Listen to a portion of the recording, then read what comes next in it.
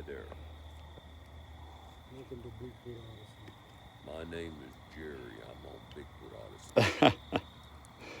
Somebody talk. Let me know you're there. I'm here. Wine is fine, but whiskey is cool. Yeah, this is not as good a microphone as what's on the camera. Thank Anybody you for there? that. Put it on top chat. Who are you reaching out to, Daniela? Let's see. There's 18. Nobody's saying anything as far as I can. Oh, there's Jamie. Hello, Jamie. Hello, Jamie. Sir TMG, Miss Chris, Ramona, Audrey, and Jamie, Scottish Wild Man, Stephanie Perez. Hello, everybody. We have so far it's been a really good shoot. We've got some really good segments. We got a segment with D Sims, Miss Lady in the Woods. She came by, got to meet her for the first time. That was a good experience. Got a lot of filming to do tomorrow. So, but we've got, and I'm going to flip this around. Hey, Gary from Australia, 75 in here now. Let me see. All right. I don't know if you can see everybody. Brad, you got a light? Here, I'll shine. My light's not as bright as yours. Okay, yep, the green light. Mr. David Wilbanks, he's an author and Bigfoot researcher for the last 20 plus years. Next to him, Mr. Mark Copeland. Everybody knows that crazy wild man right there, live wire. And Brad, he is the field producer for the travel show and co-host of the Late Show. So we just wanted to do a little impromptu live, let you guys know that everything is going well. And if you guys had any questions while we were out here, we've got the man with the experiences, live wire. We've got a very seasoned researcher and author, Mr. Wilbanks. And then you got the knuckleheads, me and Brad. So, hey, Cashew.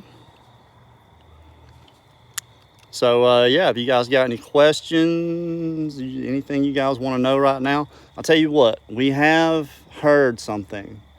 The woods are, let me get my little flashlight out here. The woods are right there. I don't know if you can see them and how well you can see them. But some really, I heard it for about 30 minutes. It just would sound like one or two footsteps. And then finally we like really heard it. It sounded like 4 or 5 really heavy footsteps. And David went out there and I don't know, I think he scared it off. But I haven't heard anything since then. Just looking at the place and the kind of evidence that you guys know that Mark has, it's gonna be a really good program. So I hate doing live from my phone because the questions go away. Range OK, why did he move from there? You know, that's all gonna be in the film. So you're gonna have to watch the film to find that one out. Great Lake Squatch, how are you doing? Oh, let's figure out. Chad Dademan wants to know, David, if you just research local or do you travel? I don't do much traveling. I got some places that I like to go up in the Comanches and the Ouachita Mountains, but generally pretty close. I stay within the state. All right. Yes, sir, Ranjo, you're welcome.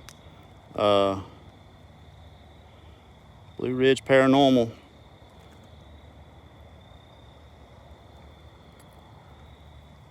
How are you doing, Miss Katie G? The vibe, Stephanie, I mean, it's not anything creepy really or anything, but we've kind of been working and not really paying much attention to what's going on around us until we heard those footfalls. If you guys have seen the evidence that Mark has already, then you know that they're here. Whether they're here right now or not remains to be truly seen and discovered. Ray Berkey, yes, I'm fine out here now. As long as I get about 4 or 5 shots of whiskey in me, I'm good. No, I'm kidding. You ain't kidding. Don't back out now. Miss Lindsay Bay. Yeah, just Brad and I normally do a late show on Friday night, so we decided we would just let you guys know that we are here and filming, and we have a long day of shooting tomorrow and interviews, but so far so good. We've got several really good segments. Donald Fuller wants to know how often you get vocals around here. You know, I've only heard that samurai chatter with the whistle and stuff one time, and it was before I was aware that Sasquatch was even making that sound. It happened about 6 months before my son's experience that really started this off on November 10th. That's the only vocals that I've ever heard. I've heard some other strange sounds. I've recorded some stuff that sound like some monkey type sounds before, but you know, some other people told me that could be an owl. You know, I've recorded the howls more than once, but the best audio recording that I have of that is on my YouTube page, and because you can hear it very clearly. And the dogs jump in, start howling, then the coyotes that you hear people talk about come in at the end. And you know, I've recorded that, but really, you don't hear a lot of vocalizations. At least I haven't.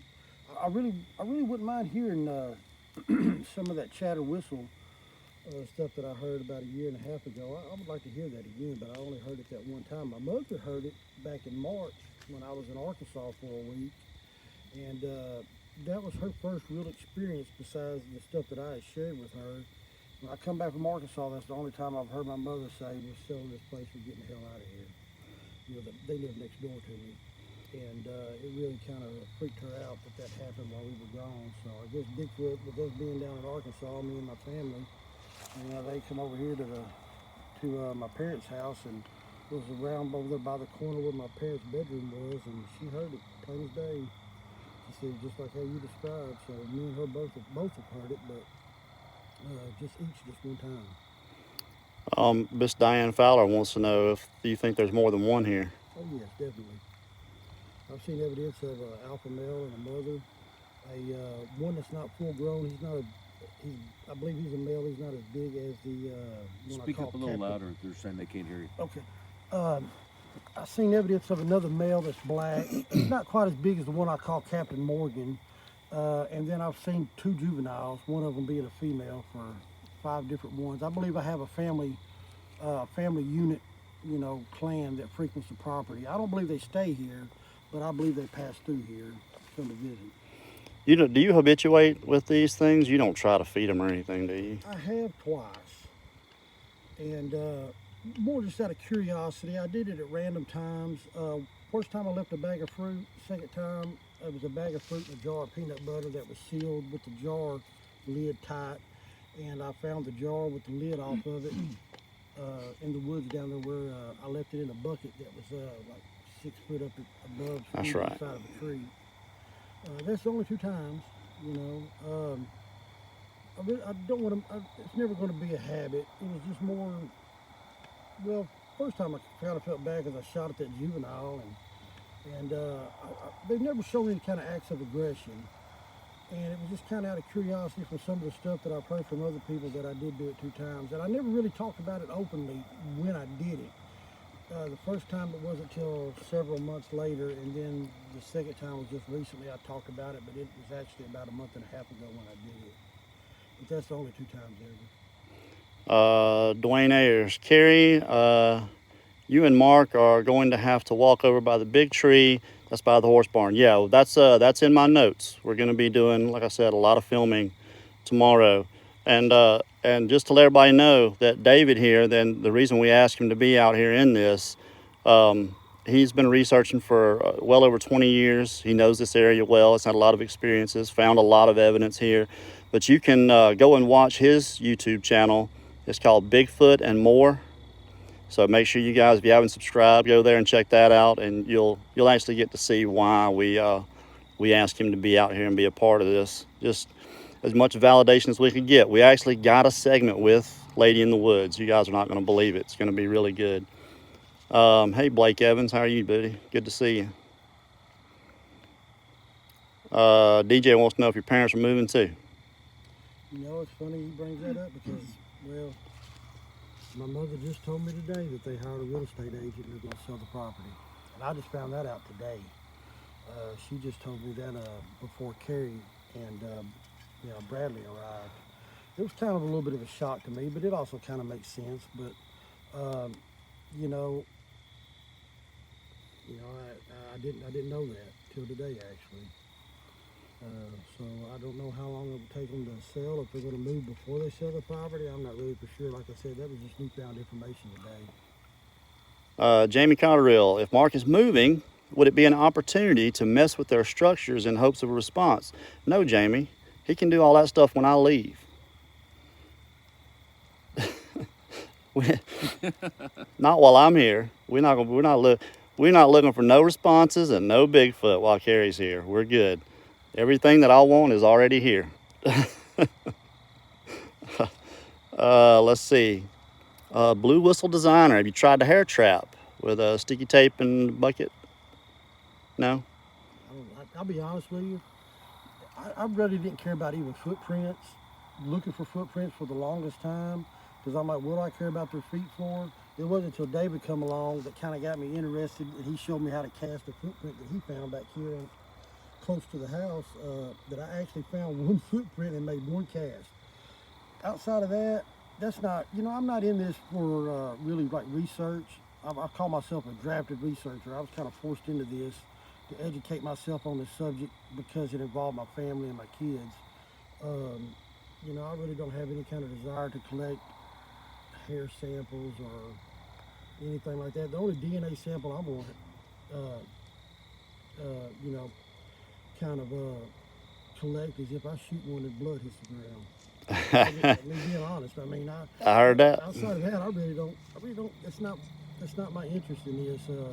When I started educating myself on the subject of Bigfoot, what I call going to night school, taking night classes for my Bigfoot certification, whatever. The stuff that I was interested in was their behavior patterns, stories of that related to children, and what type of ballistic damage did this bullet do to, and what type of caliber would it take to bring one of these things down. Now, that's just where my mindset was, and DNA and footprints and hair samples and things like that just really was not. What are you doing? Wasn't part of my train of thought. Brad's got the green light out. So, I thought this is working pretty good without me shining these guys completely in the face. We can still see them pretty good. Brad, how are you doing? Splendid. How are you doing, Gary? I was doing all right, but I got over it.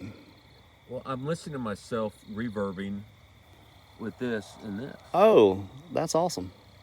It's a beautiful night, wonderful conversation, and drinking a little bit of whiskey. Oh, yeah. What are we drinking? We're drinking John Wayne Rye. John Wayne. And then the John Wayne regular whiskey. And then the John Wayne Founders Reserve. And where did you get these? I got this from my friend who is partners with Ethan Wayne. Chris Radomski sent this to us for camaraderie ship tonight, and it seems to be working. Yeah, I actually had a small glass myself. Don't tell Linda. She's probably watching anyway. But yeah, we just wanted to give those guys a shout out for kind of, I wouldn't say sponsoring us, but for giving us the opportunity for that possibility. And they were definitely thinking about us. This is all three that they do make, and these recipes were the actual recipes that John Wayne had made for him in the early 60s. So when John Wayne later in life was talking to Ethan, John Wayne told his son to do something with this and have some proceeds go to help fight cancer. Cancer research. Portions of this is donated to John Wayne Cancer Foundation. Well, thank you for that segment. That's enough with the adult beverages. Any more questions for the researcher or for I say the researcher for David? that other guy that Mark led on his property. Yeah. Diane Fowler says, have fun, guys. Hope you get some action tonight. I hope we don't. Me and Brad are staying in the camper. I tell you what, we work on that whiskey. We ain't gonna know one way or That- another. I promise you. well, Yeah, yeah, They'll probably done. come right up to us. I'm done with it. I just wanted to make sure we gave those guys a shout I out. have a couple of drinks. He can get in the bed cuddle with me. Daryl will be his name. KDG wants to know if you think moving is decreasing the action. This is about the time it starts up, though, right? Yeah, this is November 10th is when it started last year with my son's experience. And we're right now at the 1-year anniversary for this. That's why like my anxiety and my stress level has been building as this time has been approaching. And it seems like a fitting end to do this. And that'd be the end of it. The end of your Bigfoot Odyssey. The end of it, man. I just texted a Mark's couple of Odyssey. people, let them know Let me we're get my live ticket right now. cash Okay, out. cool. You know what I mean? There's 168 people in live. Probably twice that watching not in live. Not bad. KRG927. Have you ever tried cooking bacon to attract them to you? Strange question, I know, but it's related to an encounter I know about. I've never done any kind of bacon. I've never done any kind of tree knocks. I've never done any kind of calls that you see on some of the TV shows.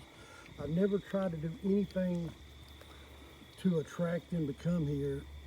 And after I've spent numerous times doing things that people recommended, trying to get them to leave, I did finally throw some fruit up in a bucket. But other than that, I've never done anything to make them think that they were welcome here. But only after they refused to leave and everything else I tried didn't work, did I do that. But no, I've never done anything with the bacon grease and a lot of other stuff that you hear people do. Because, you know, like I said, I really wanted them to go on. If I didn't have kids, it'd be a completely different thing. But, you know, like I pull up on this property and I'm activated.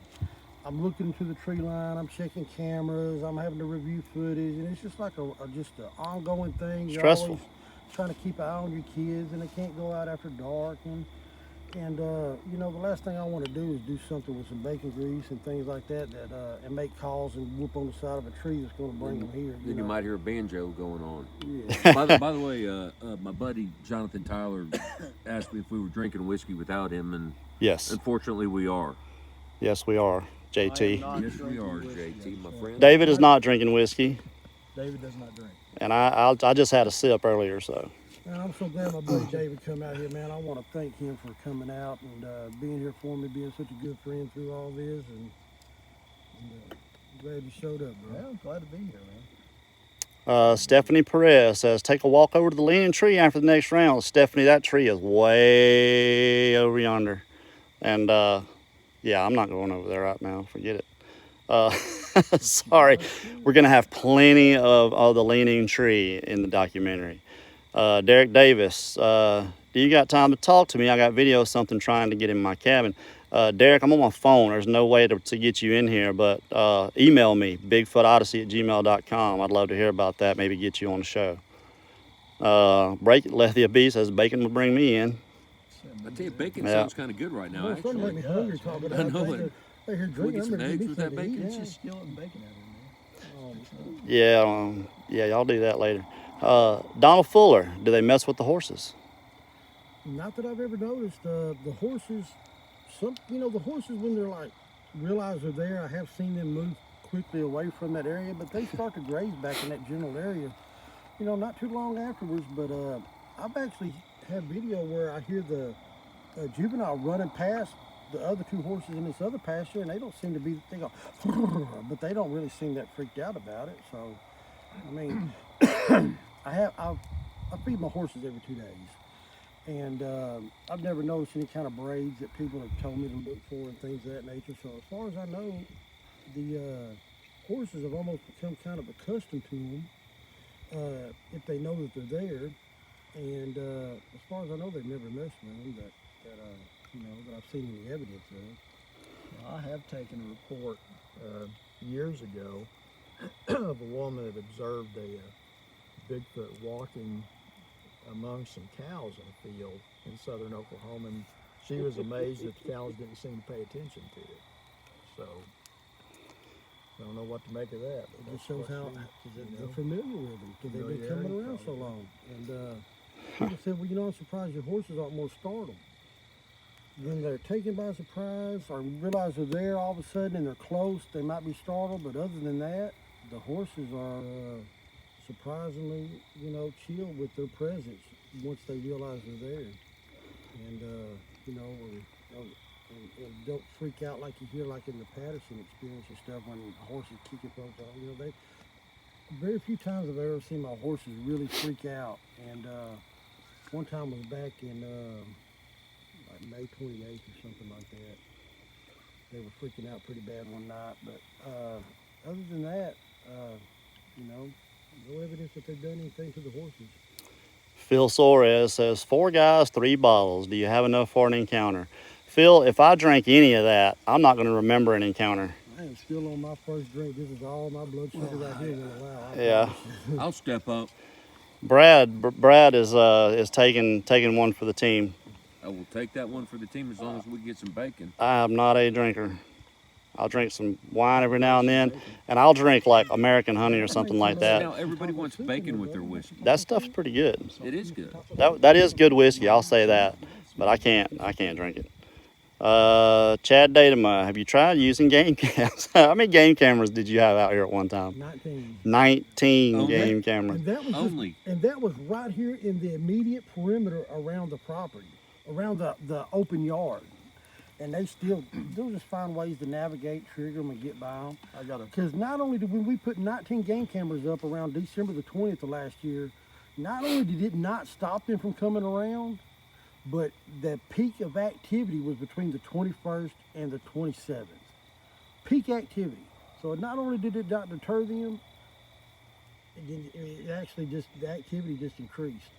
So the cameras, I put it like this, when the batteries run dead, I didn't put any more in it. I give some to Donnie at Standing Ghost Rescue, and I give some to David, and you know, and I still got a few in a box in there, maybe a few out here on the perimeter of my property, but other than that, you know, they're not good for nothing, except for maybe limiting their options of how to approach something that they want to get close to, because you're not gonna hardly get a picture of them hardly.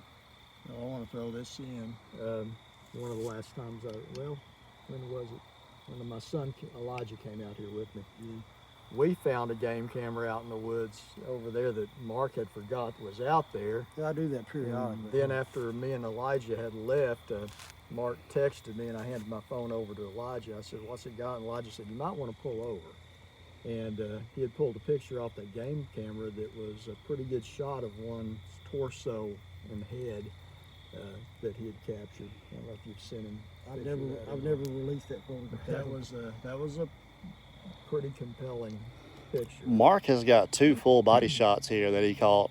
You caught them on a game camera, right? Yeah, right here on this tree. Shiny light over, bro. There's my truck. Let's see.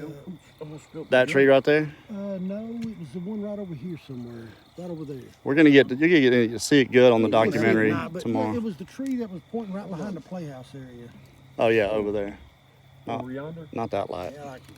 Oh, you need my flashlight? It's okay. It's all right. We can't see that tree from here anyway. But yeah, that when he showed me those pictures, yeah, you guys are gonna freak out when you see that. You may not freak out, but it's very compelling what he caught, walking towards it and walking away from it. Let's see, Lindsey Buckner. We kind of covered this. How many Sasquatch have you got out here? But how many have you actually seen? I've seen the one on the power line that is not part of the 5 that I talked about, because my son and I seen that one time. I don't know when that was. It was the early spring.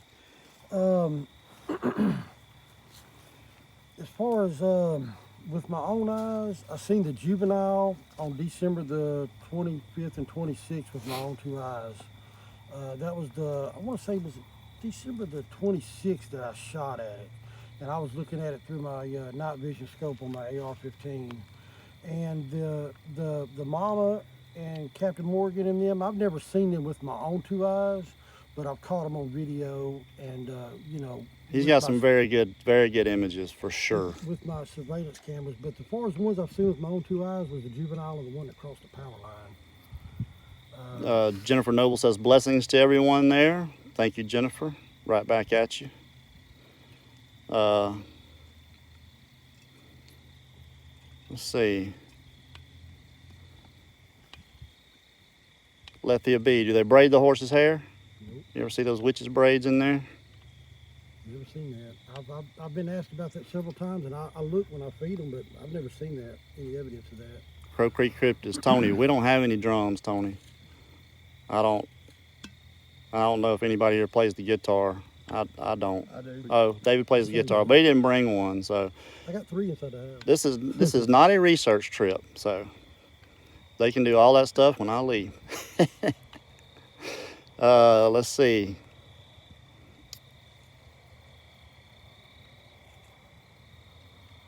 Paul Tavares, Carrie, it's all good. Not everybody can handle the bourbon, or it's not that I can't handle it. I just don't do it that much, once or twice a year. I got to be sharp for tomorrow. If I get into that, I will not be. That'll be the worst documentary ever made. My blood sugar won't allow me to. JTR Blackjack says he just heard a creepy voice very close to me, brother. That's Brad. Oh. He's creepy anyway, so he's got a creepy voice. Creepy voice. Hey, Sandra Piper. Well, all right, guys, we're gonna call it a video. We appreciate everybody showing up, and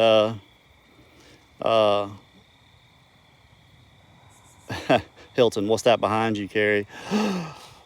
No, the fire. Did that to me one time. It's the fire.